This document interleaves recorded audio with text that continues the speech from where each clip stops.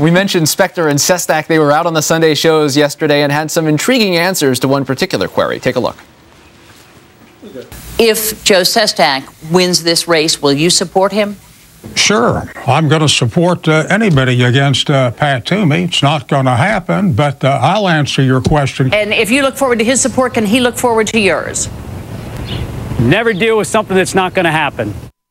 You can either answer the hypotheticals or not answer the hypotheticals. It's interesting either way. Chris Cillizza from the Fix blog, Post-Politics Time, Post-Politics Time. So let's talk Specter first. I mean, this is just incredible how close it's become and closing so fast. What do you think? I mean, if Specter is to go down tomorrow, what are we going to be writing about on Wednesday? Well, first of all, awesome get on Rendell. Because if there is one person that I would love to hear from, this sort of king political strategist in Pennsylvania, he knows what he's talking about. He also secured a Christmas card from his ad consultant. Yes. What was fascinating is he admitted the ad was devastatingly effective, but also disingenuous. What are we going to be talking about? Look, I do think that we're going to be talking about the fact that if Arlen Specter does indeed lose, that a third-year incumbent fell to a guy who was very little known outside of his congressional district. The thing I keep coming back to is Joe Sestak has risen in this race, despite the fact that about half of the people in the state still have no idea who he is. Make no mistake, this is a referendum on Arlen Specter, the Democrat,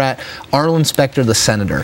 Joe Sestak is the vessel, and a good vessel. He's proven to be a pretty reliable campaigner, but he is the vessel through which those unhappiness of the voters is being channeled. This is not a choice between Arlen Specter and Joe Sestak. Right. Let's hit some of the other races that are going on. I want to go to Arkansas with you for a moment. Who wouldn't? Blanche Lincoln, Bill Halter. Yeah. She seems, we're talking about Sestak in Pennsylvania. His trajectory, it's been all momentum on hers. She seems to have pulled away a little bit from Bill Halter here in the closing days and seems to have adjusted her campaign in a way to respond to this challenge that may prove successful for her. It's fascinating. I think up until Bill Halter announced a few months ago, Blanche Lincoln was rightly, or her political obituary was rightly being written. She was kind of moribund, not really doing much, kind of hidden on the healthcare debate, public option flip-flop. She's gotten better. She's actually touting her work on the Senate Agriculture Committee, which is fascinating. In an election where everyone is running away from Washington, Blanche Lincoln is talking about what she's done in Washington. I think she's gotten better as a candidate than she was as a senator for the last few months.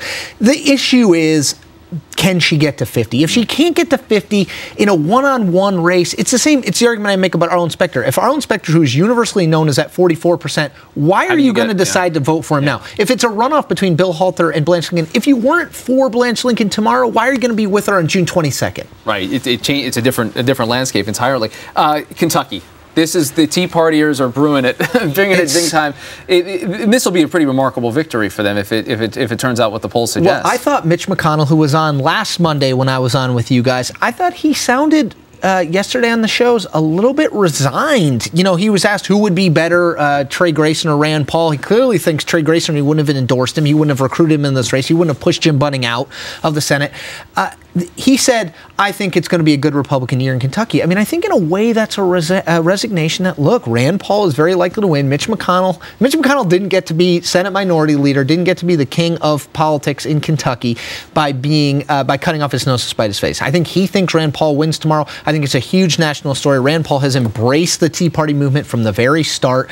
With Bennett losing in Utah, we now have this as another data point. I think that's what we're going to be talking about. Other macro lessons tomorrow potential, Chris. If Specter goes down, if Lincoln eventually goes down, what does this tell us about the Obama political operation? Like, what happened to presidents that could clear primary fields? I totally agree. I think the White House has gotten something of a pass. I'm not sure why they've gotten something of a pass. Look, President Obama is actively involved in New Jersey for John Corzine. He goes in 3 or 4 times. He does events. John Corzine loses convincingly.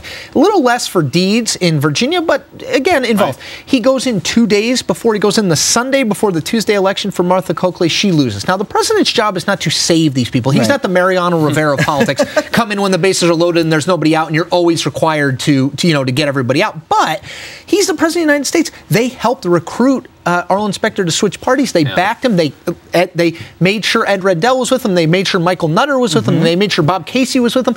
You know, if you're Michael Bennett out there in Colorado with an August primary, appointed to the race, got a primary challenge, you would have to be nervous. And don't you think they take that 1 point that Governor Rendell just said maybe needs to happen? Absolutely. They would take a half a point at this point. I mean, yeah. All right. Chris Cillizza, The Fix. Watch it all during tomorrow night. It's going to be a great night. Best night till November. Thanks a lot, Chris. Appreciate it. That does it for this edition of Top Line. Be sure to click us on again tomorrow, Election Day. Twitter.com/TheNote. We'll be right here. Thanks for not